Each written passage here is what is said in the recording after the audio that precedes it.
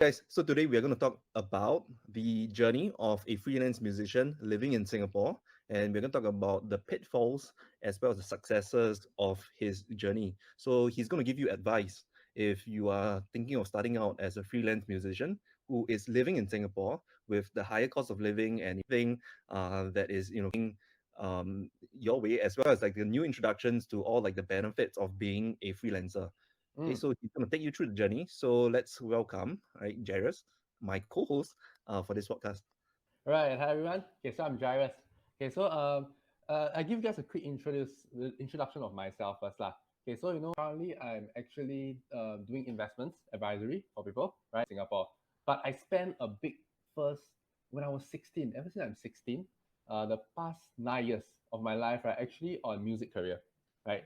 So that has always been my passion. So what do I do for music, right? I actually teach guitar. So I'm a guitarist. So I teach guitar. I perform in music pubs. At the same time, I also do music production for artists in my home studio. Today, I think Alex invited me to just talk a little bit about freelancing, right, as a musician. So I'm Right. just here to share with you guys. So, well, basically, like I've known Jairus since I was in secondary school. Yeah. So since then, I always remembered him always wanted to be a musician, right? He always had a thing for music, and a lot of people who at the same time supported the idea. At the same time, they would also a bit against the idea, and sometimes I think you got make fun of your passion. Yeah. I think most people maybe they saw something or maybe they just didn't see what was possible. Right, that's why you'll be sharing with us your story Mm. and sharing us with your journey that you spent about 5 to 6 years Yes. in the music industry in Singapore, and you Yeah. can tell us about what it's like you learn about the industry as you also experience firsthand, right? Mm. What it's like to be in the industry and how to make a living that industry in Singapore. So we can start off with like the first question. Yeah. Um, so the first question that I have is about how you got that passion in the first place. Like, what inspired you to get interested in music? Right. Cool. Okay. So I think back when I was 16, that was the first time I ever touched the guitar. So late for touching an instrument. But I think when I was growing up, I always enjoyed music. I mean, you talk about when we were young, right? When I'm 16, right? That is like when in the 2000s, 2010s, right? There were a lot of rock bands still around, right? Guns N' Roses, Bon Jovi, right? These are all the big bands that people were still into. And that was also something that I grew up loving to listen to and enjoyed their music, right? But of course, just like I think most parents, some of you guys who are listening to this might feel the same way, right? That your parents are not supportive of you learning music because don't spend the time on that. Focus on studies, focus on whatever. So my parents was that, right? They didn't want to spend that $200, $250 a month, right, for me to learn guitar, and that might distract me from school. But what really changed was when I was 16, right? There's this one guy in our school, right? He just started learning drum, and he wanted to create a band to perform in Teachers' Day. Yeah. So he was telling me that, hey, Jairus, let's form a band together. I know you always like to be in a band, always want to learn guitar. How about let's do this together? And he invited me to his church, right, to learn about basic guitars. And that was when I learned in the church, it was free lesson. So that was how I started. And I get to know a bit of basic. And then I told my parents, I had the courage to tell my parents, actually, I'm learning guitar now. I want to buy my own guitar. I want to go for lessons. I think that point was when my parents saw a bit more seriousness in me, right? They was like, wow, this guy actually go and learn himself, right? Go and find his own way. And then actually dare to talk to me about this thing. He wants to learn guitar, right? And actually research on the school that I wanted to go. So I actually told them, okay, this is the school I want to go. I found this place already. I think it's quite good. This is the price, how much it will cost. So my dad actually was very supportive. After that, he took me to a guitar lesson. He paid for it, and in fact, he paid like for the first 3 months straight. So it's a you commit to at least 3 months. Yeah. Okay. So in that sense, what you're saying is that you prioritized your passion over your studies because I guess two to Correct. three hundred dollars a month for these sessions. That means that you don't have 300 to $200 a month for tuition Correct. lessons. Okay, Yes. so you actually made a choice back then, and it's quite interesting that you brought up that someone in school, who, he was drum player. Do you recall his name? Yes. Okay. So this guy is called Glenn, right? So he's Glenn Young, right? Maybe we should have him on another podcast as well, right? Yeah, I I think think he has so. a good build up his own career. And for those who are listening or watching, the Glenn Young that we're referring to is he's the MediaCorp actor, right? He's not. From what I know, he's an actor. Like he's not really signed or contracted, but he's just an Okay. actor currently. Yeah, he acts in Okay, various but shows. Yeah, like he acted in the recent Girls Go Army, right? yeah. The movie, correct.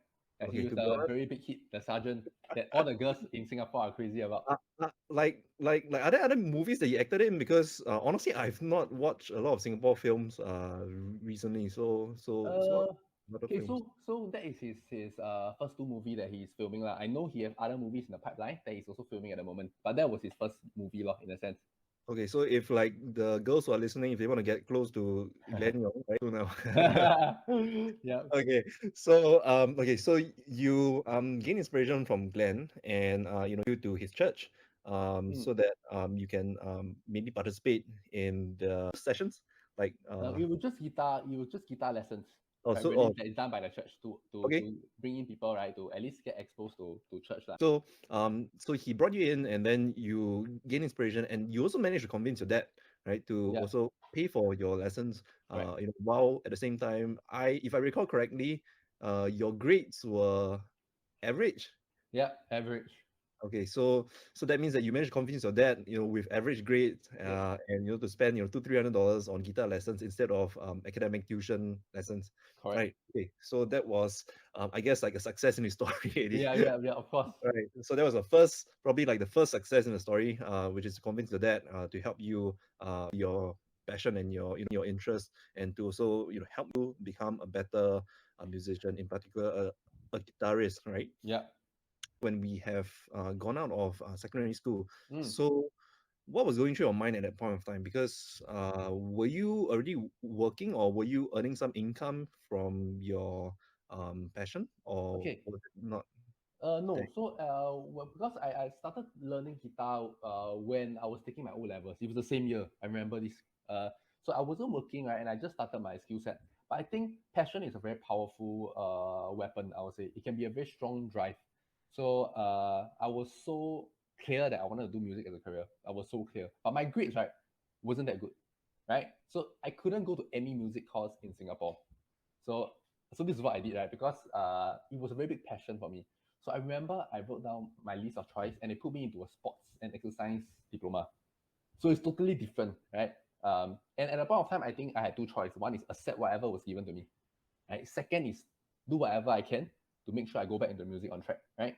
So I think what I did at that point of time, I remember this, right, is I actually went to find that course, right? Who are all the facilitators, who are all the lecturers, who are all the heads, department heads. And I actually wrote the email, right, to each and every single lecturer, explaining why I want to be inside here, what I have to bring to the course or whatever, right? So I wrote it in, and I think there was two school. SP got back to me for interview, and I failed the interview basically, right? Because I was still very amateur in whatever I was playing. RP, which is where I got into, called me also to tell me that, hey, we received your email. We see that you are putting a lot of effort into this, but unfortunately, we do not need someone with music experience to come into this course, right?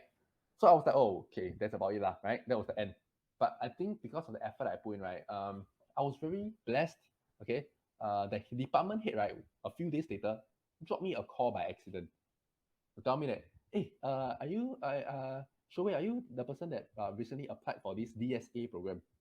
I didn't know what this program. I said, oh, I know, I didn't. So he told me, oh, okay. Then never mind, sorry, we got the wrong number. And he put down. So I was like, what is this DSA program? So I go to search, right, Google, right, and then it's called a direct admission, some kind of direct admission, where normally, right, after they take in everyone, there are some people that reject the slots. So there are so a few more slots left. This is where you can apply, right, regardless of your grade. I took the chance, right, I quickly go and apply, right? And that was how I actually got into this course. Although my L1 alpha was way off, I actually couldn't come in.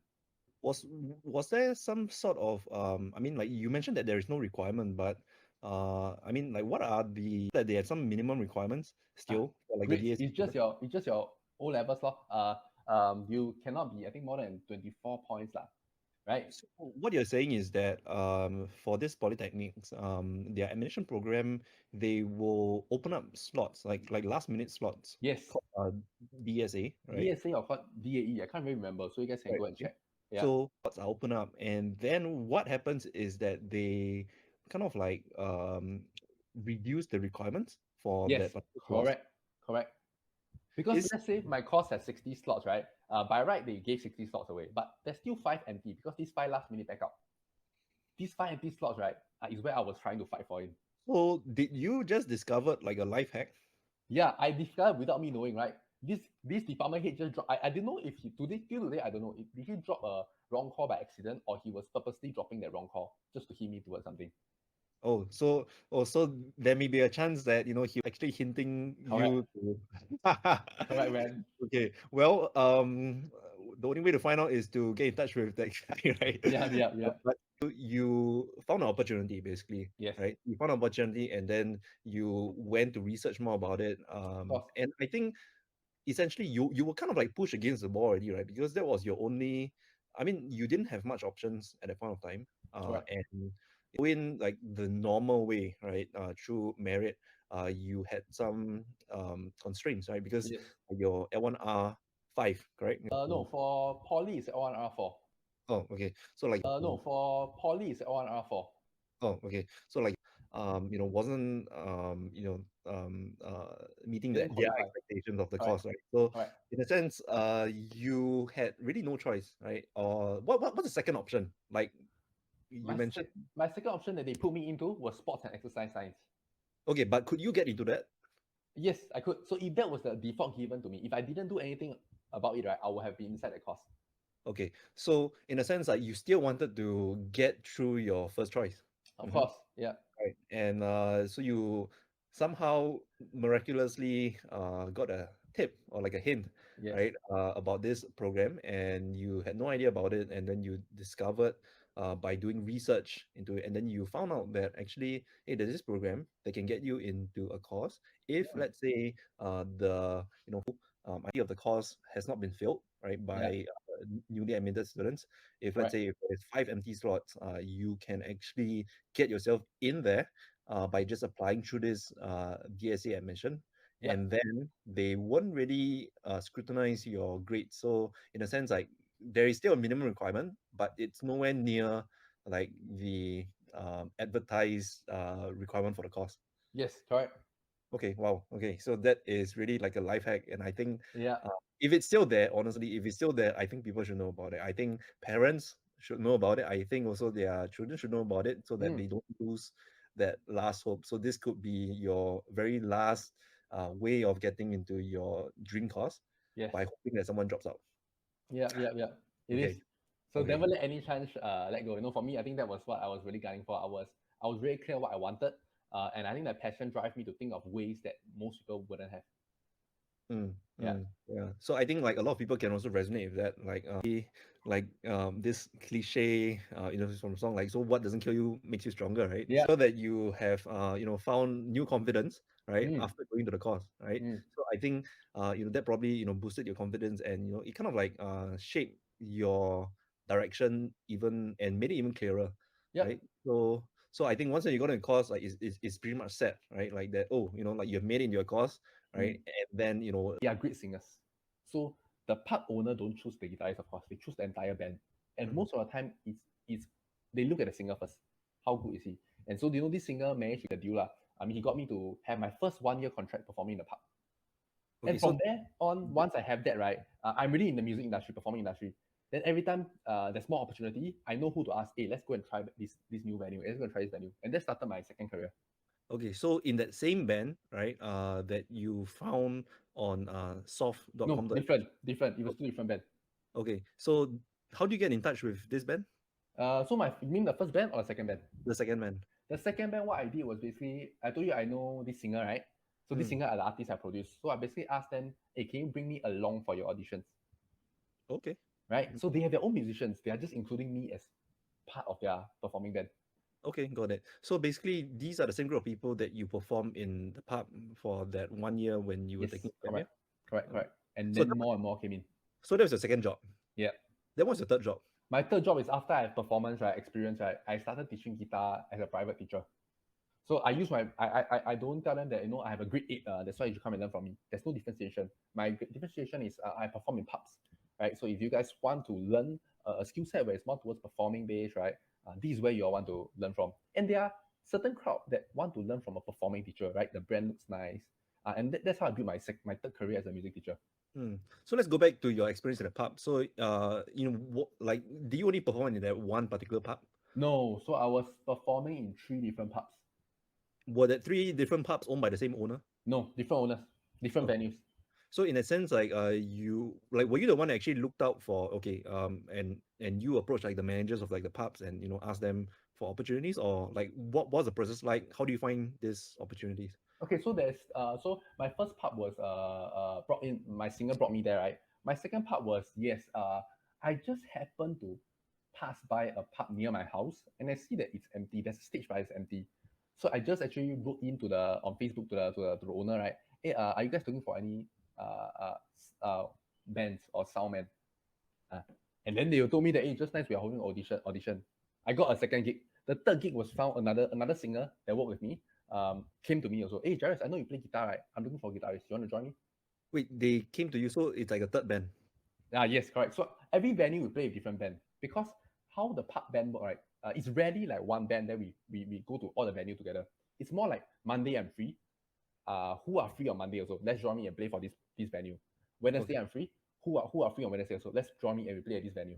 So right. every day I play a different band. So, but that band is also like, I mean, everyone in the band is in the same situation as you, right? So they just see who are free, then they come Correct. in like the You're right. band. So like the people in the band, they are never fixed, We are fixed for that day. Means let's say my band on that day was called my Monday band I remember is called the last. So the last, right, means we are the same lineup but we play every Monday only. My Right. Friday band is a totally different band. But what about the people in the band? Because from my understanding, like what a band is, right, is that the band is always the same group of people. So like the singer, like the Yeah, guitarist, same like same all group the of people. Same group of right. people. Okay. So what you're saying is that the pub has a list of different bands, Correct. right? And then they see which bands are free on that day Correct. to perform their pub. Yes, you're right. Okay, got it. So in a sense, are pub owners always looking for bands to play in their? Uh, okay, so the sad truth is no. Even if they are finding, right, they wouldn't let you know they are finding, right? Because they will ask like, hey, you're a musician, right? Hey, anyone you know in this industry, not help me spread the message. So it's always word of mouth. It's always by word of mouth. So unless you're in that scene, right, you're very hard to enter this industry. Mm, okay, Yeah. so there isn't like kind of like a platform, and for anyone No. listening to this, right? Maybe that's a business opportunity, right? Like so, there isn't Mm, like a platform that like these business owners like they can go to and then select like available like band groups and basically get them to perform in that gig through that platform. There's nothing like that. correct. You're right. Okay, so it's all word of mouth at this point of time. Correct.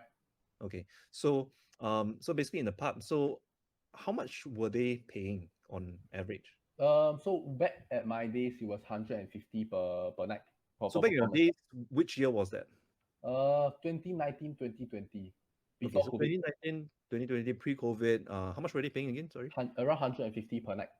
150 per night, and one night is like how many hours? Around 3 to 4 hours. So it's three sets. So around 3 to 4 hours.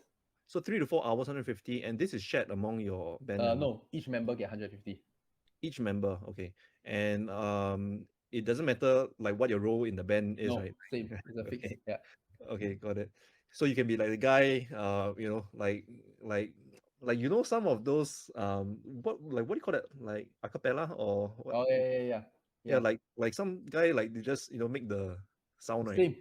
So they don't pay by what position, right? It's a fair thing, fair deal for everyone. I can just imagine like one guy like his job is only to make one sound, Yeah, still and paid the same. he gets paid the same amount as everyone else. Oh, okay. Correct. Correct. So regardless, like what grade you are in, your grade 8, grade 9, do they look at that? No, no. Then what do they look at? Just whether you can perform or not. Just your performance skill set. That's it. And you did mention like there's audition. So tell me more about that. Okay, so how audition is normally the venue will have an audition date where you go in there and perform 2 to 3 songs as a whole band, right? Then they will see and they will decide, okay, whether this is the band I want or not lah. Like who are they? Who are the The people? business, the business, the business managers. Not usually it's the managers or the business owner themselves. They will come down and listen. Okay, so when you go down, it's like maybe an hour. 15 minutes, just perform 3 songs. That's it. So 15 minutes, perform three songs. And were you also put together with the other bands who are also competing for? No, so you guys have different time slots. So once you're done Uh, already, you okay, can and leave already. the audition is at the pub itself. Yes, correct. Okay, got it. So basically, like they paid each person $150 for a night's worth of performance for about 3 hours. So you're there for 3 hours. Did they provide you food, beverages, and everything? Yes, food and beverage. Of course, not all pubs do. Some provide you drinks only. Some provide you food and drinks. Wait, drinks as in alcohol No, or? no, no, no. Normal soft drink, not alcohol. Yeah, Okay, okay. So basically, no happy hour, like no special correct. No. deal for the performance. Okay, got it. So, did you consider like 150 for that 3 hours? Like, do you consider that it was worth the effort? I think it was okay, but I think it's not a very good price also. I mean, you talk about music performance. Actually, if they get paid 150 per night, means their max income is those 4K a month. That's it. But 4K a month, you are saying that how many times do they need to perform until they can Six, reach? 7 nights off. If you work 6, 7 nights, that's all you get. Four plus thousand. But pre-COVID, during that time, was that such demand? There was the demand. Like there was a lot of pubs looking to hire, right? Okay, okay, got it, got it. So basically 150, they provide you food and drinks and all that, and you think that it's decent, but It's it, okay, but I think there's more room. So I think right now the rate is a bit higher. I'm not sure because I'm no longer in the industry, but I believe it's a bit higher now. mm, okay, got it. So okay, so you play in three pubs, and then after that, then you were also a music in the Teacher. like a music instructor. Yeah. Were you part of a school? No, so for me, I'm someone that I like to make sure the hours I put in are maximized. So Mm, instead of being in a school, I'm not saying it's bad, right? But if you work part time in a school, right, normally they get 50% of your commission. Means you earn 50% of what the student actually pay. So for mm. me, what I did was I went to teach private law, my own self. Mm. And for everyone understanding, what is the range of fees that normally students actually pay for the Okay, lesson? so I think you guys can usually charge around $50 to $90 per hour per lesson. I think that's a very good range to start charging So per hour or is it per lesson? per lesson. So normally one lesson can be 45 minutes, can be 30 minutes, can be 60 minutes, up to you. But per lesson, usually how much I'm paid, I think in the industry is paid is around $50 to $90. So $50 to $90. So basically, if you work in the school, then it's half of that. Yes. Okay, got it. So, but was there any benefits of working in a school versus being a freelancer? Working in a school, it means you don't have to worry about students coming in, right? Means they already have walk-in, so your job is just sit there and then let them fill your calendar. But I don't like that because I have no control, Mm, right? I like to control my own stuff lah. So okay, got I, it. I I had the ability to find my own students because I can pack my schedule. The in between hours that are empty, I can still do different things. Okay. Yeah, So basically, you started off and then you taught students, and then you mentioned that you had that unique differentiator, which is that you actually played in pubs, correct. right? So I think you also did mention that some of the students, they don't really care what their instructor's grade was. Yeah, correct. Okay, so in that sense, you were charging about $50 to $100 per hour. Yes, correct. Okay. And you were doing that like you were doing that during your gap year, or did that Gap went on? year. I was doing that during my gap year. But after I go back into uni, right, I was also doing that. So my Mm, first year of uni, right, I was also working music plus studying. okay. So at that point of time when you're working three jobs during your gap year, was your brothers also supporting you with an allowance? No. So I already had income coming in, so I was already fine. Okay, so what about NS? Like, did they support you? NS is fine also. Because I had NS pay come in. How much was the NS pay? 600. 600. Yeah. Okay. But So I mean, I'm only home like 2 days. That kind all of, right. like you're fine. Yeah. Okay, okay. Um so basically like where your brother gave you allowance was, is it? When I lost my parents, during those period of time where we didn't have pay come in. So that was during your gap year, but that was Correct. before you started Correct. working in this Correct. job. Okay, got it. So it's like maybe like 1 or 2 months, Yeah. Yeah. Yeah. No longer. Actually, 2 or 3 months. I was out of job for that period of time.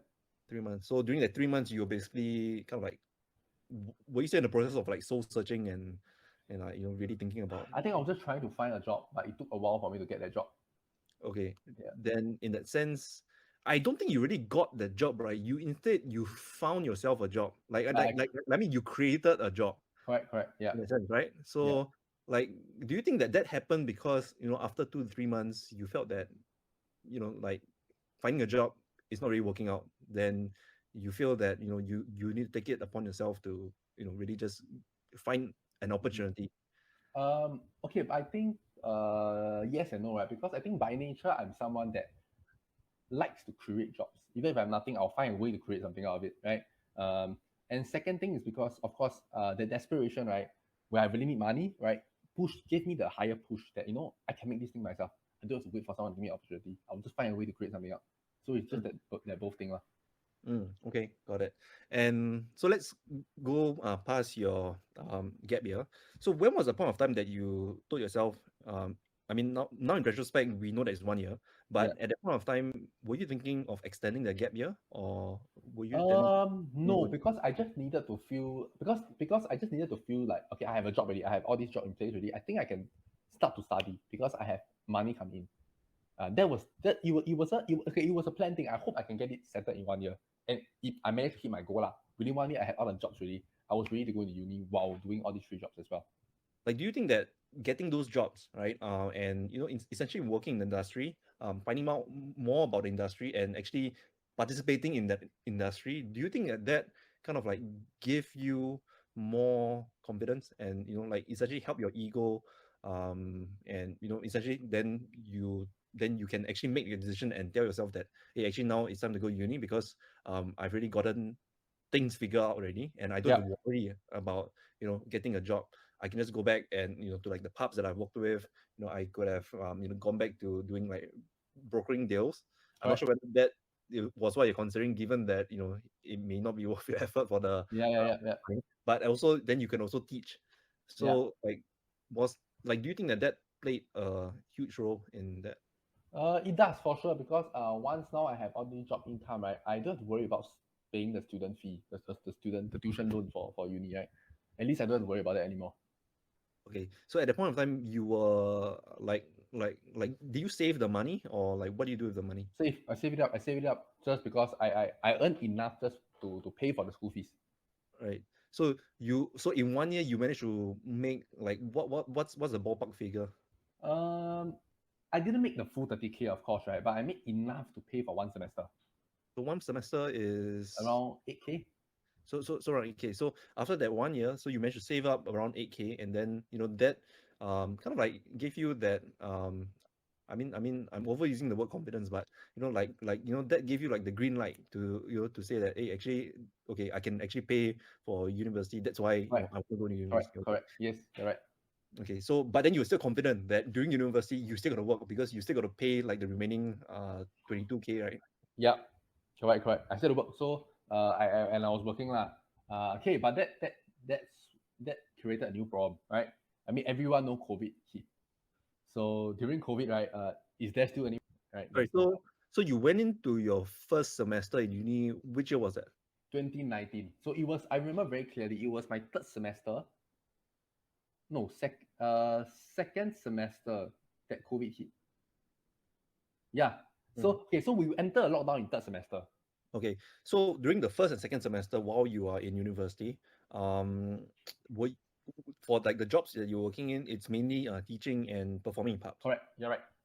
Okay, but in a sense, like, were you still confident that you could make a higher income than what you made during your um, You mean gap after I grad? You mean after I graduate or? no, during your first and second semester, right? Because you're still working part-time jobs, right? Yeah.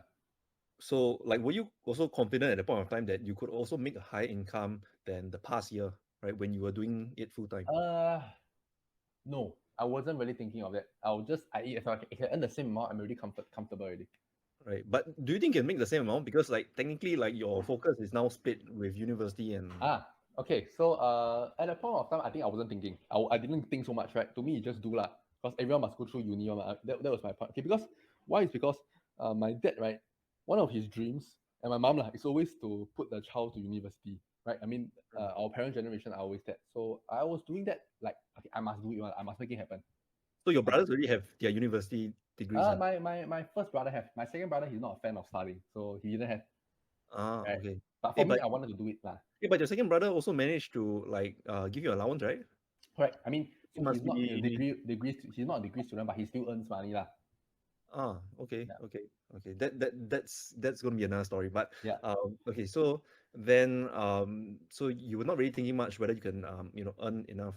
So in that sense, do you still have like a safety net behind that? Like No, this, I just like had my job. so what if you cannot pay for your next semester? Three and were you worried that sem four you do not have enough money to? Of course, there's no way. In fact, I know for sure if there's no way I can pay for the semester. Okay, so then you're talking about that you met someone. Yeah, so I met my business mentor, right? Who through a so it was through a Zoom webinar where he talked about a few career things then lah. Because at the point of time we were entering the COVID, a lot of people were concerned about what happened in their job next. So I was really by luck I met this guy. I attended his seminar. It was on Zoom. Then after that I was like, hey, I want to talk to this guy more.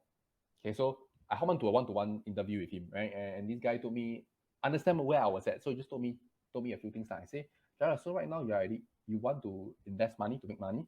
So how about I give you another path, right? Not only you invest for yourself, but you invest for others also.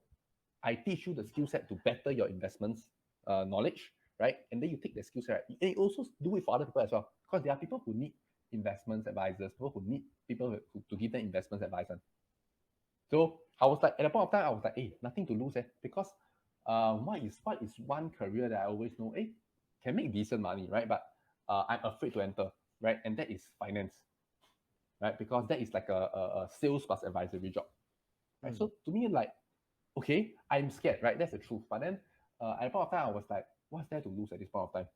Why not just take a gap? Especially when I was a student. So there's no opportunity cost because as a student, you cannot work other jobs anyway, right? This was like, let me try lah. Let me try and do it. So I hop onto the job offer. So I started training with him for 3 months before he gave me the approval that, okay, now you can start managing clients yourself. Wait, so you were still studying or did you take a gap? Studying. No, I was Okay. studying plus working with him. But in a sense, that didn't solve your immediate problem, which is how you're going to pay for your next sem. Correct. So, okay, so I could pay for semester 3, I couldn't pay for semester 4. Okay, so I knew this thing. I had 3 to 4 months to make money for that. Right, I can pay my semester 4 a bit later, Usually it's 5 months, so I had around 4 months. So I cleared my training process with him as soon as possible, as I can, right? And then I remember it took me around 3 months exactly. I only had 1 month. I only had 1 month left, right, to make money to pay my semester. And I started finding my own clients. I started to talk to people about investments. This is what I can for them, right? And I realized this one thing. There are a lot of people who don't know how to invest their money. One or two, right? They don't have the passion to monitor the market themselves. So then, but a lot of them know investment is good, right? Investment is it's a normal thing, right? It's good for us. The banks are investments also. There's a lot of investments, but they just don't like to do it themselves. So my job was let them know how I can help them and offer that. How about I do it for you? So every year you just spend 2 to 4 hours on the market, and that is meeting me, and then I let you know what's happening in the market lah. But your investment, right, is outsourced one. People do it for you. Okay, so you also did mention that you were also invested into the stock market at the point of time. Correct, correct. So why do you like maybe my question is like why do you do that when you already knew that you didn't even have enough money to pay for your fourth semester?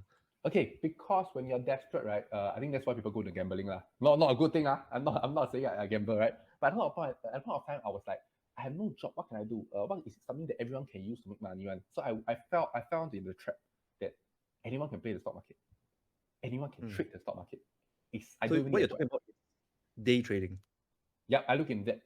So I was still investing, but it's more towards trading because I use leverage to try to make bigger Okay. gains that can pay off. That was how I started. Yeah, and then of course, I was lucky because the market was doing decent, right? Right. Yeah, so So I it's don't think I had a skill set. It was just pure luck. The market was just going up straight line. okay. So like how much leverage were you using? And how much do you actually put in as your initial starting capital? Okay, so there's a up and down in this story. Yeah, the up was I remember I put in around 5K. I used around 10 times leverage, which means every time the stock price got 1%, I earn 10%. If the stock price got 10%, I earn 100%. But if I lose 1%, I also lose 10% of my capital lah, right? The first 2 months it went well, but this is where I made a mistake, right? humans are greedy by nature. After things go well for the first few weeks, right, you feel that you have a magic hand. Whatever I click also buy, also make money.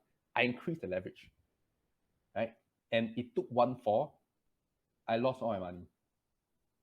I lost all my profit also. So at that point of time, I mean, I'm sure that you also still have like, like aside like a few $1,000s. Correct. Okay, so then in a sense, like that $5,000 that you put inside, that was meant to pay for your university fees. It's meant to grow up more money so I can pay using that returns. You know what I mean? Good to happen lah.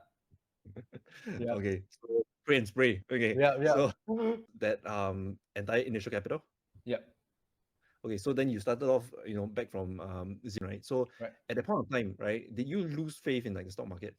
I didn't, right? But what I knew was that I lost money for very simple reasons, right? I don't think I'm someone that lose faith, right? Because I believe the stock market is the same for everyone in this world, and there are a lot of people that make money from stock market. Warren Buffett, Ray Dalio, there are people that make a lot of money. The problem it was just my reaction, Right. right? My problem was I got greedy. I forgot about leverage, right? It wiped out my profit faster. Mm. The market cannot drop 100%, but the market can drop 10%, right? Mm. So it's So, enough room for me to so, lose all my money. so, so how were you feeling at that point of time? Same thing, desperate. So I think desperation is only the word I can use. So I got desperate. That's why I went to a lot of investment seminar to try and realize what the hell did I do wrong? Like, what was the thing that I mistake that I fell off? So just to clarify, that was that trigger that made you go and look for Correct. like the seminar, Investment masterclass. and then Yep. and then you met that guy. Yes, correct. Who is my current coach lah. Right. He Okay, teach. understand. So so let's cut to like your fourth semester. So did you at the end manage to pay off for your fourth Yes. semester? So I was very lucky. Again, I was very blessed. I met this guy, right? He was a Citibank senior VP at a point of time. He was my guitar student. Okay, he's an expert, right? 34-year-old, this guy. And then I remember at a point of time, I just joined his career, so I really wanted to learn. So I asked him one question. David, I know at your age you probably have a lot of bankers serving you, right, taking care of your investments. How are they doing in this recession? Can you just share with me? I want to learn. So he told me one thing. Jairus, why do you ask this question? So I told him, right, because I recently just joined this company. I'm doing investments for clients. I want to learn from people.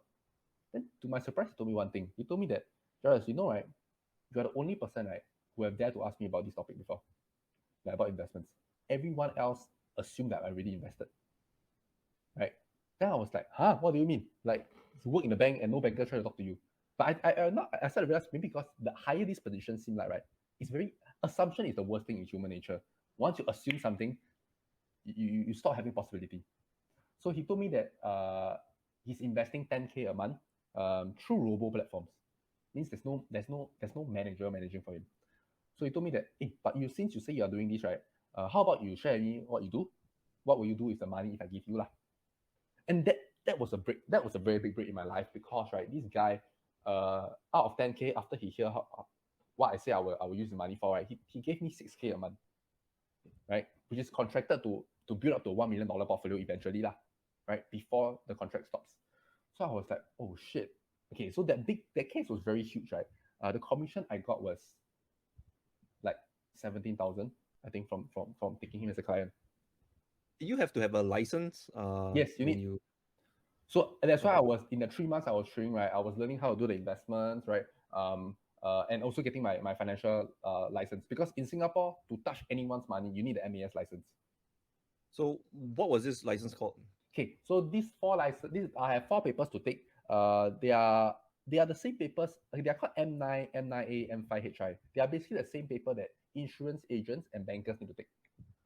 Mm. Yeah. So that was the 4 papers I had to take lah, and I cleared everything within 3 months.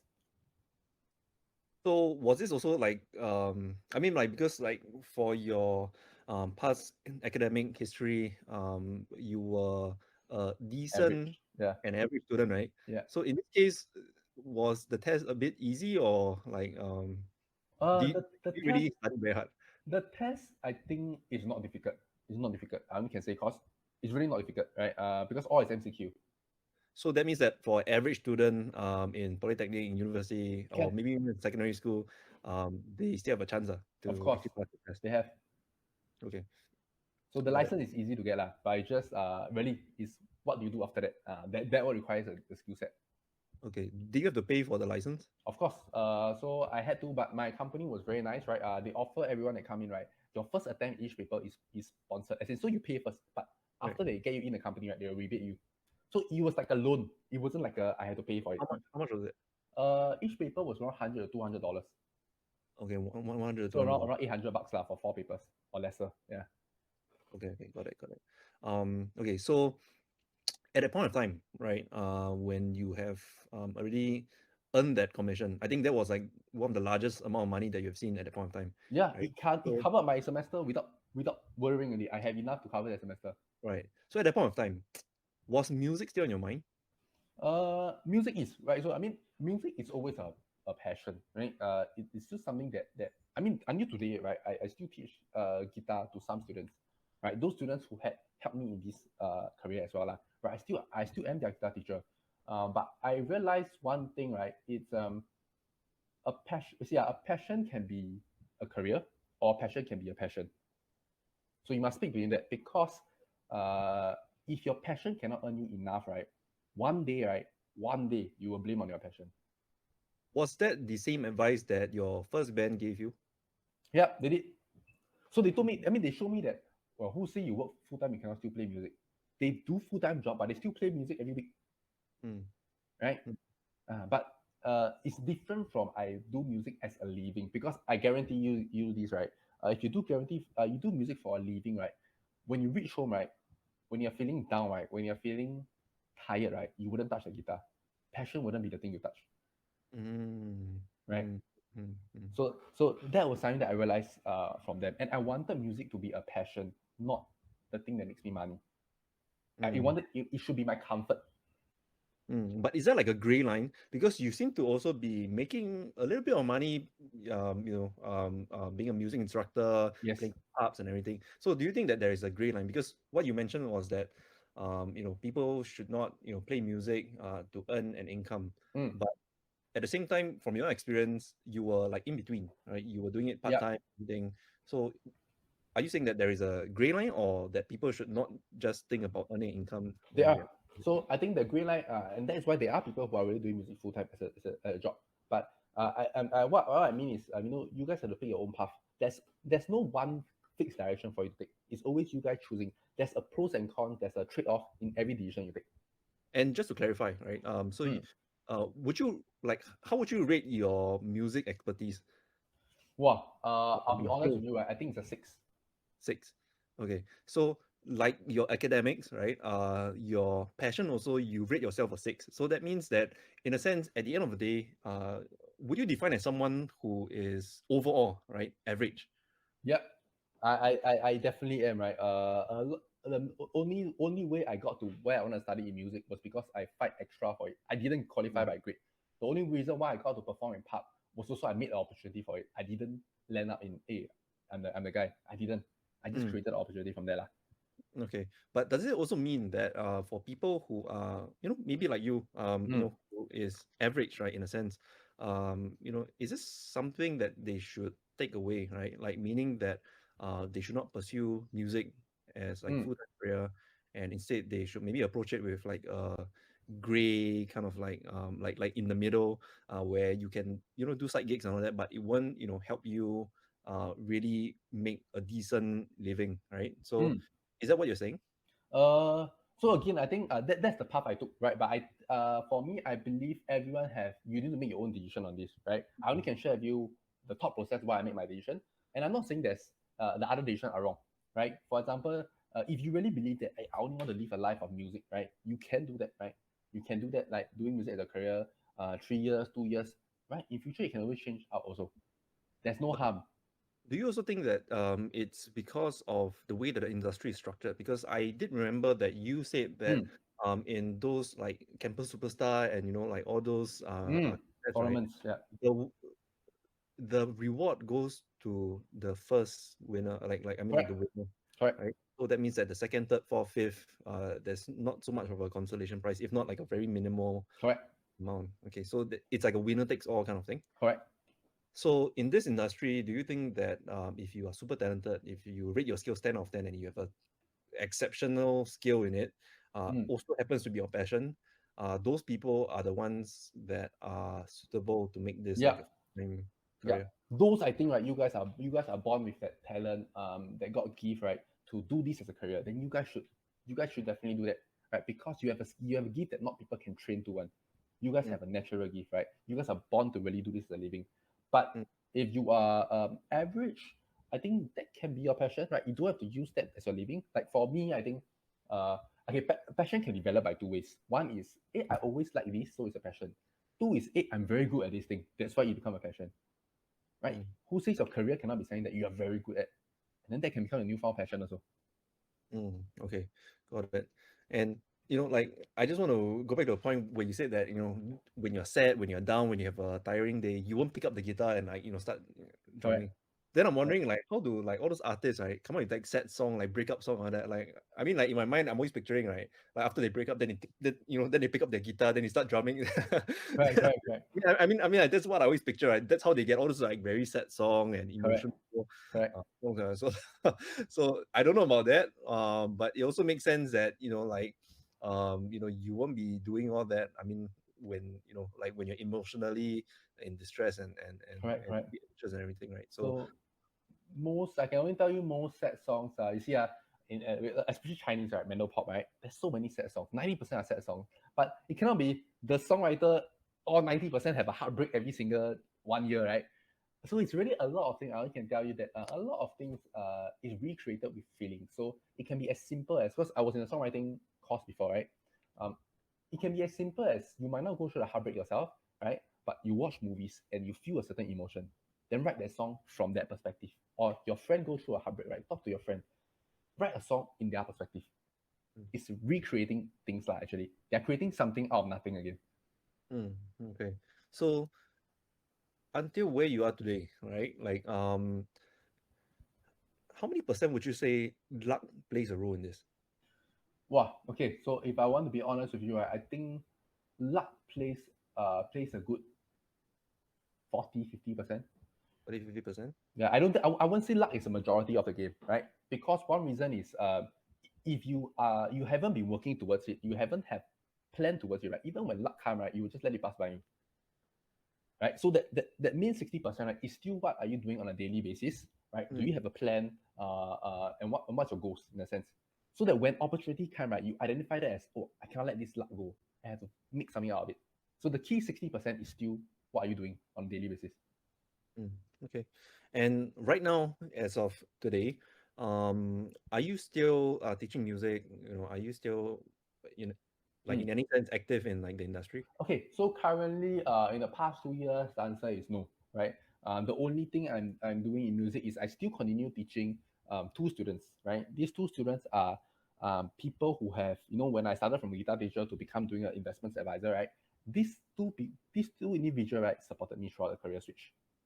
So, right, they actually work with me, right, for investments and recommend me people. So to me, it's like, hey, these guys trusted me. It's not fair for me to drop them as students. So until now, I still teach them. Mm, Yeah. okay. So, would you say that you stopped like being active professionally in like the musical like in the music industry simply because that there are two reasons. The first reason being that I guess like the money is better in what Mm, you're currently doing as mm, a financial advisor. mm. The second thing is also because like what you said, you do not want to we stain your passion and make like make you lose that passion in a sense by being anxious and thinking about how you're going to make a living Mm. with your passion. Is there any other reasons beside these Okay, mentioned? so one more reason I can let you know is also because this become my newfound passion, right? Remember, like, I mean, when you guys find a thing that you guys are gifted at, right, naturally, or you guys are pretty decent at, right? I mean, 7, 8 of 10, this will become your passion. So for me, I realized that, whoa, shit, like I always like guitar, right? I always like basketball, right? I mean, me and Alex played basketball last time. I'm not a great basketball player, right? I enjoy playing it. You're not going to play. Career, I don't think I'll enjoy it as a career. I mean, I was in the basketball team, okay, but for context, right? I'm always the bench player. I made it, I'm average again, right? I'm a bench player, but I don't enjoy a bench player. So why not I change to somewhere where I'm naturally good at least I can be more frontline, Mm. right? Shine So better. in this financial, I guess in your capacity, Mm. and your knowledge in this, like how would you rate yourself this time? In what I'm doing. I In terms of your expertise, your confidence. okay. I'll think I will. This is where I think it's okay because I call it a 7 or 8 out of 10. Right, I enjoy what I do, and I think I naturally have the ability to connect with people, talk to people, right? And most important skill set is um, make them be reassured that whatever they are doing is correct lah. Yeah. Mm. Your confidence and I guess like your overall ego actually like improved, right, Mm. after when you have made this switch. Yeah. And but were there any, I mean, like, do you have any advice, for people who are in the music industry, who are maybe average like you? Mm. Like, what's your advice? Is your advice to them like, oh, go find and that pays you even better, like, being a financial advisor, Mm. being an insurance agent. Mm. Uh, like, do you think that there are other paths other than this? Yeah. So definitely, right. You can any industry, right? Any job works, right? You have nights. Who say you cannot perform at night, right? Mm, You can still be and you can leave on the dot lah. mm, Right? You mm, can always have two. So my advice would be right. You guys don't have to restrict yourself to music as a career. You can have both because the truth is this. Okay, like, for example, there are a few students who want to do what I do as a living, right? They ask me, Jairus, hey, but I'm a student, do I have time to do this? I always done the same thing. How many students out there study more than 6 hours a day? Actually, it's a full-time student lah. But how many corporate employees or business owner, how much hours do you spend for work? Like I'm sure Alex put 10, 12 hours a day on work, right? Or probably more. more. Yeah, or more. You see, he is a real full-time business owner, right? He spent 12 hours or more in what he does. And you guys study 6 hours or less, and y'all say y'all don't have time for any things else. I don't think so lah. It's just your time management. You all can study 6 hours, work 6 hours also. Mm, Yeah. okay. So what you're saying is also, like, time management, essentially, um, just, well, being grateful for where they are. Yeah. In terms if they have some time, right? In terms of numbers, right? If they have like 1 hour, 2 hours on it, they can make the best out of it.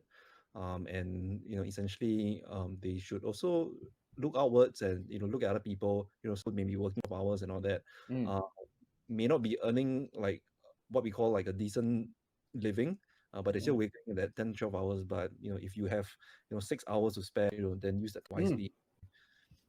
Got it. And um just curious, like in your current industry, right, as a financial advisor, Mm. um do you think that it's a relatively or I or should I put it this way, like in Singapore, right, Mm. being a financial advisor, being a estate agent, being an Mm. insurance agent, do you think that those are like the best industries right now that people have a decent, if not a high chance of actually being successful in that, meaning earning like an above average income? Okay. I think for me, okay. So this is I share about my own perspective, my own belief. Right? I don't think that's the best, right? But I like to play a probability game. Whatever I do, right, I just want to make sure I'm choosing the best available option, something that has a higher probability. So this is a question that I always post out, right? Okay, what is your target of income? Let's just say it is 10K a month. You want to earn 10K a month, right? Okay, Alex, how many percentage of employees out there, right, has a 10K per month income? Well, based on the statistics, right, the average household income, I believe it was yeah, it was about 8K, right? But that's household income, right? So Individual, individual, yeah. So I mean, like in terms of like individuals, I would say maybe like top 6%. right? Yeah. So you only a top 6%, right? As an employee, right, get that above 10K per month income. But then my question is this: how many self-employed out there, right, can earn 10K a month income? Well, this one very hard to know, because honestly, when you look at like especially like the real estate sector, right, Yeah, they keep giving out awards like it's free, 10K right? a month, correct, correct. Then yeah, then they know it's like or whatever. then they have their own awards inside that. Then people like take picture of like they don't still get like some like top don't know what top 20 what, Yeah. whatever. So that one not really certain Mm. like who is like the legit one, people who are posing about that. But still I think there are still a lot of people in those industries like like Mm. is it right to call them agents or who also are just starting out. And don't forget that usually as agents you have to do your own promotion, so there's some cost to it, right? So I Mm. think factor all that in for people who are working, who are earning 10K and above a month. If you say consistently, Mm. hmm, I think it's definitely going to be a higher percentage than 6%, right? Correct. But I think it will still be like maybe double digits, but under 20%. Mm. That's my See, so the idea is there is no guarantee to any path, right? It's just higher probability. So if I was corporate, I know my opportunity in succeed is 6%. But if I'm in self-employed, right, it's not 100%, but wait, my wait. chance. Just to clarify, you are an average guy, but your probability is still 6%. Like, do you Mm, think it's lesser than that, or do you think it's higher than? I mean, I because you're put saying that you're average guy, right? right. So I'm just putting it as, let's say everyone is average in the world, lah, right? I Okay. still have only 6% chance, right, at becoming a 10K per month corporate income with all probability alone. But as a self-employed, you realize you increase from 6% to 20%, right? Mm, And that's the best thing I can do, right? Uh, it's hard for me to be the top 6 out of 100.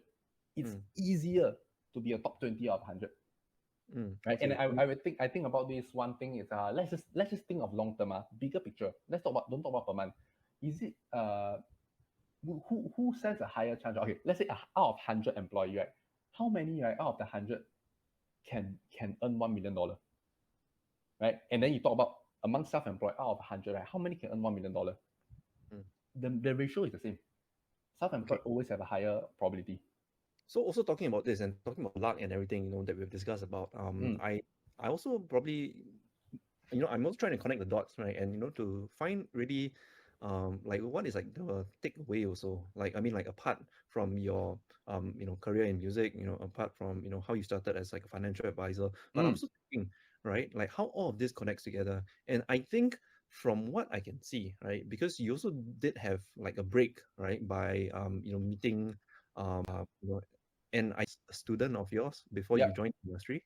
correct. So there were a lot of, how to say, like there were a lot of points in your journey where it's because of the people, like other people, Mm, they came into your life, mm, and for some reason or another, on like operating on like different timelines, but for some reason or another, there is a link with all of them. For example, like your first kind of like break was your guitar student. like the RP Yeah, I mentioned, right, calling you, right, telling yeah, you, hey, yeah, is a person actually introducing you to something. correct. And then after that, then you like met a band, Mm, the band introduced you to the pub, mm, right? And then it goes on from there, right? Like a music instructor, and mm, then you met, like at that point of time, you didn't know that it's going to be like your first client as a financial yeah, advisor, but yeah, you met him, and then it so happens that when you decided to be a financial advisor, that was your first client, that actually was your so-called big break. yeah. My first big break Yeah. client, correct, So do you think, right? Because remember what I said, right? About university, right? It's all about network, right? correct. Right. And the other thing is like growing your knowledge, learning how to learn, and and everything like that. But which one do you think is more important in this case, right? So is it your network or is it like what you know? Okay, I'm gonna give my own take, right?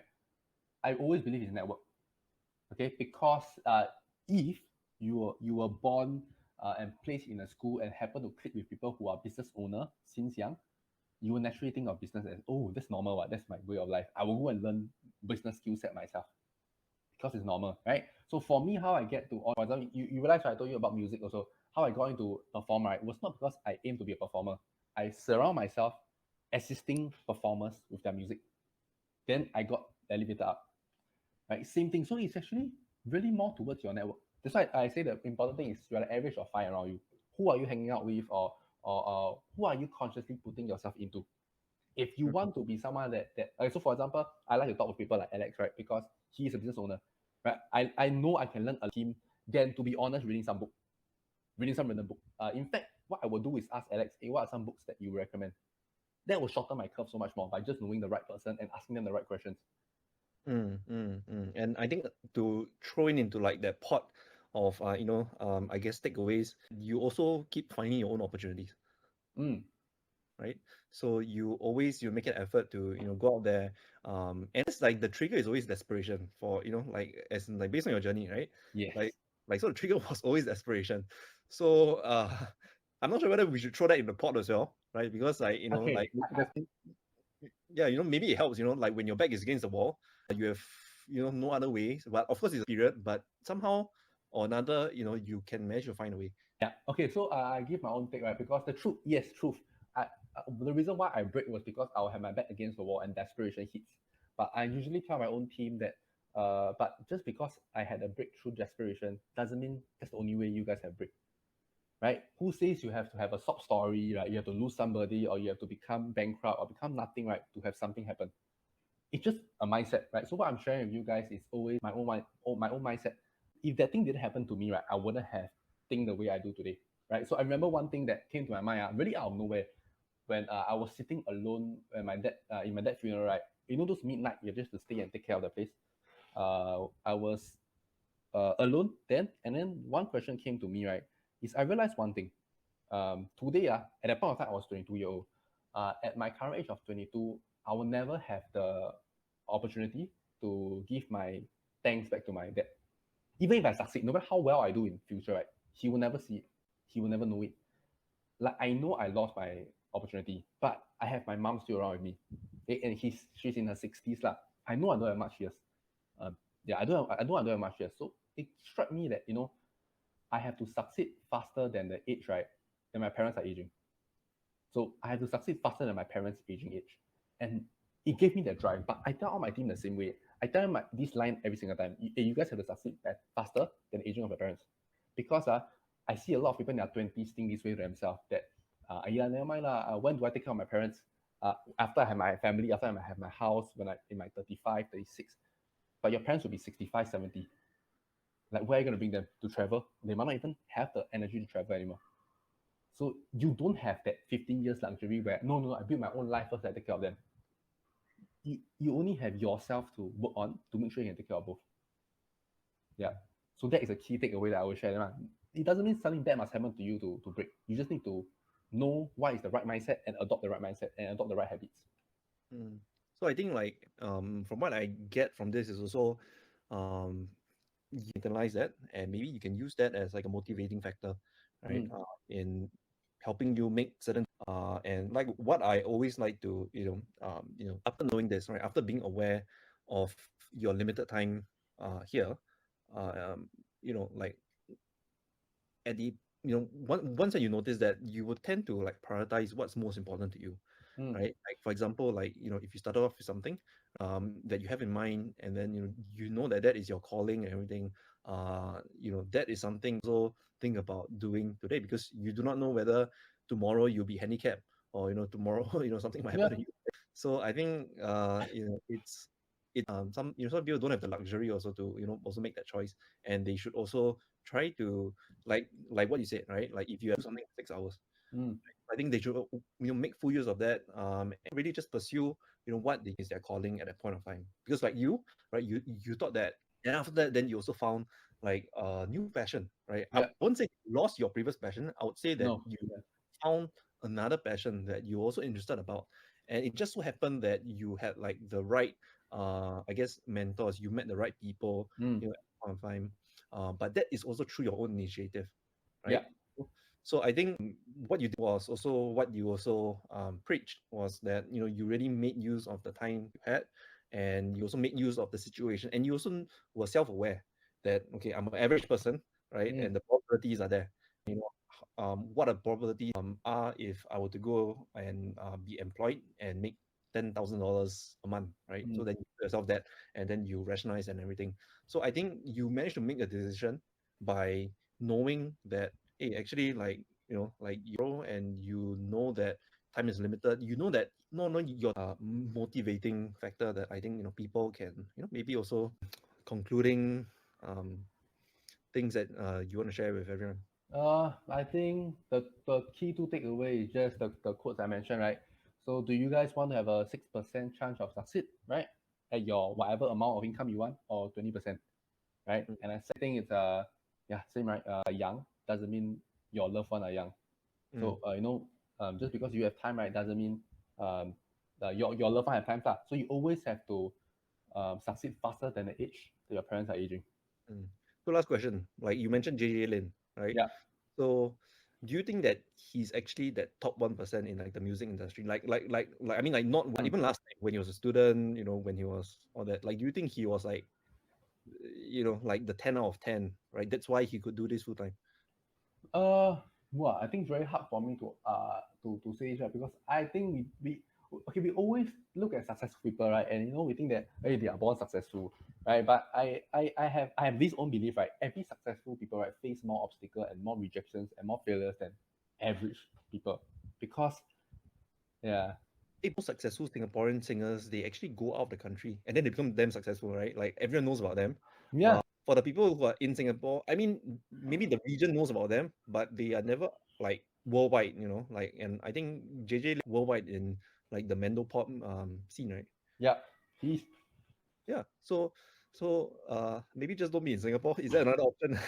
I think yourself to one country, right? I mean, you think about this, if you are a business owner, you don't just think of building a business in Singapore. You think of globalizing it, right? Building it in different countries, right? Career. Who? JJ also had a lot of help along the way.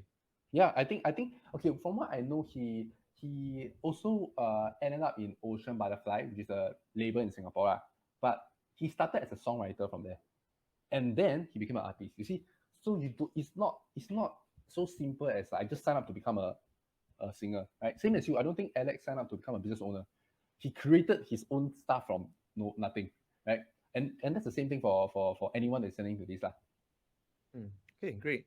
So I think we've come to the end of the podcast, right? And I'm sure that everyone has a lot to learn, right, Mm. from this very in-depth sharing from Jairus and his journey as a Yeah. musician, and also founding like a new passion and like a new journey for himself as a financial advisor. And there are just so many things that are covered in this podcast episode. So yeah, so thanks so much, Jairus, for your time. Can And thanks, Alex. where can Okay, you guys can go to my IG, right? Basically it's IAM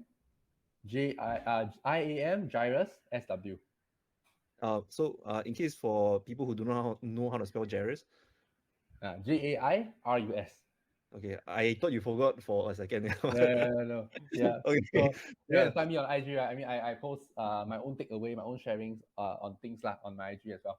And you also have some short videos that talks about financial Yes. yeah, Correct. investments, and you also give some free advice to people as well. Correct. Okay, so so for all the musicians out there, really like I think really, just think about, right, and see where that takes you, Mm. because I think like what Jairus did is he found his own opportunities, and I think like what he said, you don't have to have your backs against the wall in order to find and take those opportunities, but you can create them for yourselves with that self-awareness that time is limited. And I think like you can only own success your own opportunities, and also luck, right? Luck also plays a part, but first you need to create your own opportunities in order for luck to come into the picture, right? Agree. So we heard from him.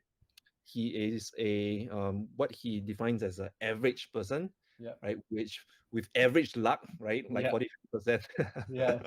But he is still doing. I think he has very kind to also share his entire story from start, all the way until to where he is now. He now even helps other people in their journey to being I guess financially independent, Yeah. Correct.